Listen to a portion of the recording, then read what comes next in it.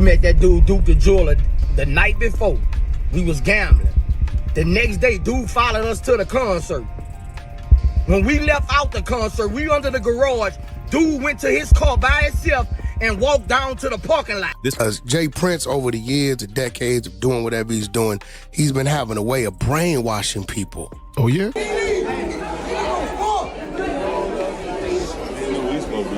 Man, Lord.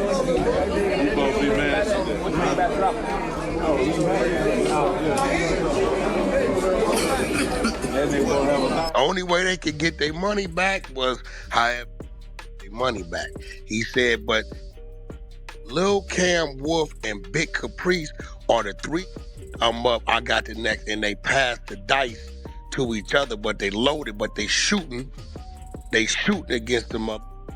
In town. Boosie just lit the streets on fire. He finally dropped names, and he's pointing dead at Jay Prince Jr. over the deadly setup that took out Duke the Jeweler. Now Jay Prince Sr. is snapping back with force, trying to shut the whispers down. For years, the word in the alleys was that Boosie had his hands dirty, that he lined Duke up for the fall. But now, Boosie's done keeping quiet. He's putting mob ties in the spotlight, and the streets can't stop buzzing. Even the feds are circling because the timeline of this whole situation ain't matching up. We met that dude, Duke the Jeweler, the night before.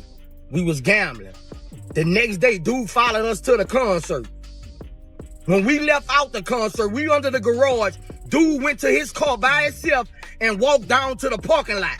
So what's the real play here? And why is Jay Prince Sr. so desperate to protect the family name right now? Let's rewind to November 2022. Duke the Jeweler, only 29 years old, got gunned down in Houston right after leaving Boosie's concert. At first, police stamped it as just another robbery gone wrong, but people weren't buying it. Rumors blew up overnight, pointing at Boosie like he wasn't just in the mix. Some even claimed he ordered the whole thing or at least knew the hitters personally. And here's where it gets messy.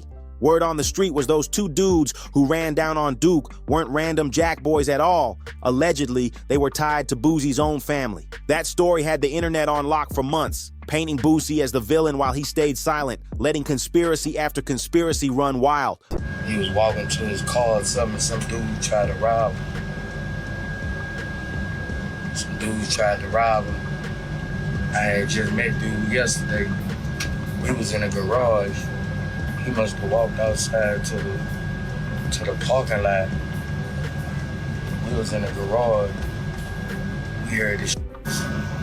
But now, the script's flipping. The heat that's been on Boosie is sliding straight over to Jay Prince Jr. He's been playing low-key, hiding in the shadows like a ghost, but the puzzle pieces don't line up anymore. For the first time, people are looking at mob ties sideways, and the untouchable image is starting to crack. Was Boosie just the fall guy all along? The perfect scapegoat while the real mastermind stayed clean in the background? Because too many details in this case feel planted, like someone was writing the script, and now that mask is slipping fast. Boosie's making it clear he's not carrying the weight for something he swears he didn't do. If you think about him, here's a clown. Like, I love the hip-hop culture.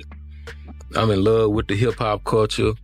Blood, sweat, and tears went in my movement for the hip-hop culture. So who was really pulling strings that night? And why is Jay Prince Sr. moving so fast to clap back and defend the legacy now? Something don't smell right, and the truth looks closer than ever to exploding. So why is Boosie finally talking now? Because he was right there that night. He performed at the show, he allegedly invited Duke the Jeweler, and then the wild rumor hits. Duke's Louis Vuitton bag somehow pops up inside Boosie's house. Sounds suspicious, right? But let's be real, that doesn't prove he had a motive. It only proves he was close to the scene, not inside the plot. And that's exactly why he became the perfect target for blame. Think about it. The fall guy is always the one already drowning in drama. And Boosie? His record was heavy. Gun charges, the Terry Boyd case, old court battles that never stopped following him. People already had him stamped as guilty in their minds. All it took was one juicy rumor, and suddenly the finger was pointing straight at him. But now, Boosie's had enough. He's stepping up and dropping names, blasting Jay Prince Jr. directly, saying, "Y'all tried to line me up." According to Boosie, he barely even knew Duke. They only crossed paths at a dice game. Then, one day later, Duke shows up at Boosie's concert all by himself, and just hours after, he's dead in a parking lot robbery. That's not a coincidence. That's a setup. Boosie's spelling it out plain. Duke wasn't taken out in Baton Rouge, Boosie's territory. He was killed in Houston, a city Boosie doesn't control. But you know who does run Houston? J. Prince Jr. I mean, everybody be checking in. That's your favorite thing to do. Check in with somebody that's gonna rob your stupid ass. Wow. Yo, you think that guy, the guy that you don't know in California got your back? And that changes everything. Even Houston natives are speaking up now. One user posted, "If you from H-Town, you know what happened. Boosie had nothing to do with it." Another dropped it blunt. "Why would Boosie set up a robbery in a city he don't run? That's bold and dumb. The streets are waking up, and the math still ain't mathing. Boosie's out here fighting for his name, and every new detail makes the story murkier." People are quick to point fingers with no facts, but the narrative is shifting fast. One commenter came straight at J. Prince Jr. saying, "Boosie didn't have nothing to do with Duke's death. Y'all need to start looking at J. Prince Jr." And that's the part everyone forgets. Boosie wasn't the only one at that dice table. J. Prince Jr. was sitting right there too.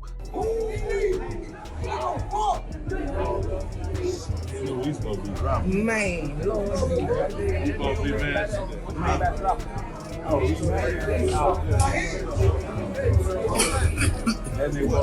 Sources say he cleaned house that night, ran up $100K on the table, and that win might have sealed his fate. This is the same dude who's been running Houston's infamous check-in culture like he's the CEO of the streets. Word on the block is if you're a rapper, influencer, athlete, anybody with a name, you can't touch down in H-Town without checking in with the Prince family. And here's the kicker, even when you do check in, you're still not safe. That's when things get grimy. Take Duke the Jeweler, for example. He played by the so-called rules. He tapped in, did what was expected, and still ended up murdered. That ain't just shady, that's predatory. See, the check-in game ain't about security. It's about flexing power and keeping control over everybody who steps foot in that city, and Duke ain't the only one caught up in it. Look at Takeoff. He checked in too. Still ended up gunned down at that Houston bowling alley. Same energy, same playbook. Out west, Whispers said Big U was pulling the same moves, making rappers check in or face the consequences. And what happened to PNB Rock? Reports said he checked in too, and he still lost his life. Any real dude that's ever really been in LA, he checked in. Any real dude that's ever been in Atlanta, he checked in. If you moving and you getting money, you gonna check in because you need to know the right places to be and places not to be. That's a businessman. But word is even rappers like Even rappers like Schoolboy Q been exposing the truth. He said straight up, rappers ain't being protected by these check-ins. They're getting robbed by the same dudes pretending to protect them. That's not security, that's extortion with a friendly face. So when you go back and really look at Duke's case, the red flag's been waving from day one. That dice game, it wasn't just sketchy, it was deadly. And Boosie, he was never calling the shots. He was just the bait dangled in front of Duke. Then the fire really sparked when Whack 100 jumped into the conversation. Loud, unfiltered, and raw as always, he didn't hold nothing back. He said it clear. That dice game was a setup. According to Whack, Duke wasn't killed in a random robbery. He was lined up from the jump. And the ones behind it, Whack pointed the finger right at J. Prince Jr.'s own circle. He even dropped names, saying Lil Cam and that tight crew were running that dice table like a casino hustle, where the house never loses. That a certain jeweler around and got past the dice on accident and was hitting on them for a couple hundred because, right, boom. The only way they could get their money back was however their money back. Lil Cam Wolf and Big Caprice are the three designated to say I'm up, I got the next, and they pass the dice to each other, but they loaded, but they shooting against them up whoever's in town. And Duke, he wasn't supposed to walk away a winner that night. This wasn't about stacks of cash, it was about sending a message. Somebody wanted him gone, and they made sure it happened. That night, Duke the Jeweler walked straight into a setup he never saw coming. Whack 100 broke it down. Duke was hitting rolls at that dice game he wasn't supposed to touch, stacking wins while the room got colder by the minute. The second he disrupted a system built on ego, cash, and control, the whole facade cracked wide open. And in a game like that, somebody always pays the ultimate price. For Duke, that price was his life. According to Whack, this wasn't no random robbery in a parking lot. It was a chess move, and the board was already set. He says J. Prince has been moving like a puppet master for decades, painting himself as Houston's protector while pulling strings from behind the curtain. But now, that curtain's slipping and the truth is peeking out, and Wack wasn't the only one blowing the whistle. Charleston White came in swinging, and he didn't hold back either. He said Duke's death cut deep, not just because Duke was talented, but because it never had to happen. He called out Mob Ties by name, accusing them of turning Houston's check-in culture into something not just shady, but downright deadly. Charleston said rappers step into H-Town thinking check-in means protection, when really it's a trap, a setup pulling outsiders into shark-filled waters. He said Duke didn't die because of disrespect or beef. He died because he trusted the wrong crew. He was naive, and he walked into a deadly play that had nothing to do with loyalty and everything to do with control. These industry, these street, homie, they're projecting these rules and then coming here playing like they admirable men with street rules and street exit. Nah, homie, them little was set up that night. And Charleston didn't stop there. He blasted the industry as fake, fear-driven, and run by extortion with a fancy name. Most rappers too scared to even whisper the truth, he said. But now that silence is cracking wide open. He even suggested Duke's murder felt ritualistic, not random, like somebody wanted to send a clear message. Then things got even stickier when 50 Cent slid into the mix. He didn't rant or name names, but what he did was just as loud. Cryptic posts, strange captions, and clips that had fans convinced he was quietly siding with Boosie. It wasn't what he said, it was what he implied. The whole vibe felt like a silent warning shot and people noticed. But what really ripped the cover off this whole situation? The Finesse 2x drama. Word on the street says Jay Prince Jr. allegedly got Finesse's girl pregnant behind his back, and when Finesse found out, he didn't bite his tongue. He went public, loud and unapologetic, letting everybody know he wasn't rocking with Mob Ties anymore. And how did Jay Prince Jr. respond? He didn't. No denial, no statement, no clapback, just silence. And in this world, silence ain't peace.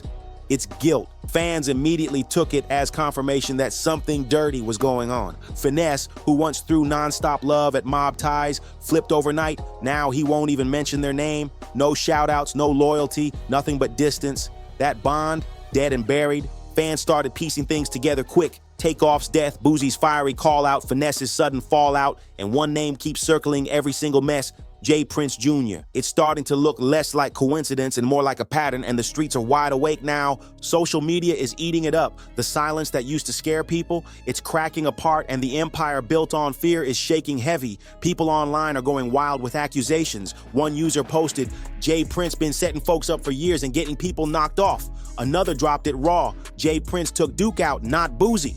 And here's why it stings even more. Duke the jeweler wasn't just some flashy guy flexing diamonds. He was a self-made king from Chicago. No industry cosigns, no label backing, no Mob Ties blessing. He came up the hard way, sketching pieces in a tiny studio, flipping scraps into masterpieces. By the mid-2000s, his custom one-of-ones were making waves, showing up in Vogue, Elle, and on the necks of legends. Rihanna, King Von, 50 Cent, even Boosie himself, all rocked Duke's creations. But his designs weren't just about drip, they were about independence, legacy, a man building his empire without bowing to anybody's system. And in an industry that thrives on control, that kind of energy makes powerful people uncomfortable. Duke was proof that you didn't have to play the Mob Ties game to shine, and that's what made him dangerous. Duke didn't just stumble into the wrong place that night, he walked into a lion's den draped in gold. He trusted the wrong faces, shook the wrong hands, and sat at the wrong table, and the people who wanted him gone,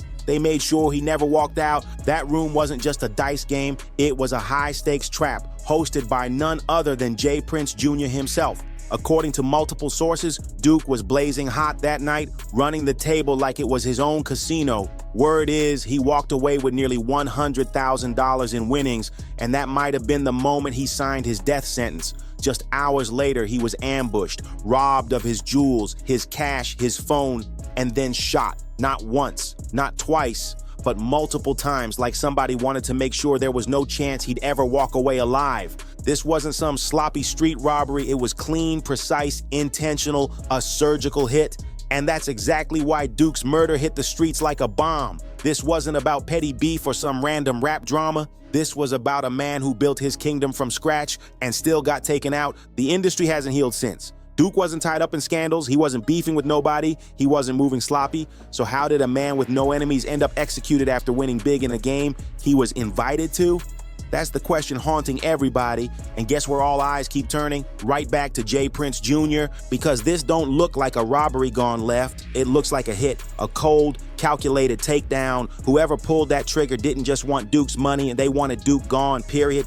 Meanwhile, Boosie's in a war of his own. He's fighting to clear his name, swearing up and down he had nothing to do with Duke's death. And when footage dropped showing his reaction to the news, he didn't look like a man hiding guilt. He looked broken, heartbroken, shaken to his core like he was truly blindsided by it all.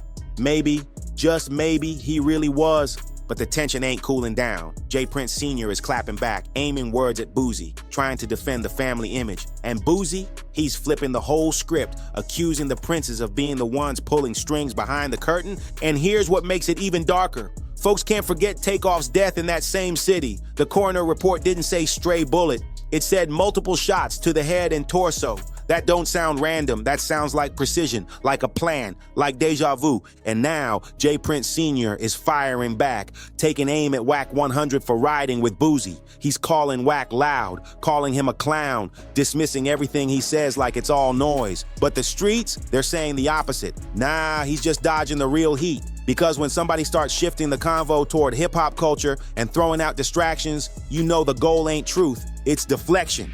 Because let's be honest, this stopped being just about Boosie or Duke the Jeweler a long time ago. What's cracking open is a whole machine built on fear, silence, and fake protection. This is about a system where artists are forced to check in just to move through a city they don't even control and still ain't safe once they do. Look at Duke, a man who built everything from the ground up. No cosigns, no big label, no gatekeeper pulling strings for him. Just pure hustle, talent, and vision. And even he wasn't safe. He earned his way into those rooms, but in the end, that didn't matter. When power feels threatened, the rules go straight out the window. Duke's murder left a hole in the jewelry game, but it also exposed the cracks in this so-called safety net mob ties built. Boosie swears he was just the bait. Finessed 2 times, cut all ties after his messy fallout with J. Prince Jr. Takeoff checked in like he was supposed to and still didn't make it home. Different stories, but the same question keeps circling back. How many more bodies before people stop pretending this is just hip-hop politics? And now, J. Prince Sr. is scrambling, doing everything he can to hold up an image that's collapsing by the day. The Godfather title don't shine the same when every headline and every whisper puts your family at the center of setups, hits, and scandals. So the real question is, if this is just the beginning, who's gonna be the next one to speak up? And even scarier, who's gonna vanish before they ever get the chance? Drop your thoughts in the comments. Is this just street politics or something way darker at play? Don't forget to smash that like button, hit subscribe so you don't miss the next breakdown, and keep the conversation alive down below. Stay locked in because this story is far from over. See you in the next one.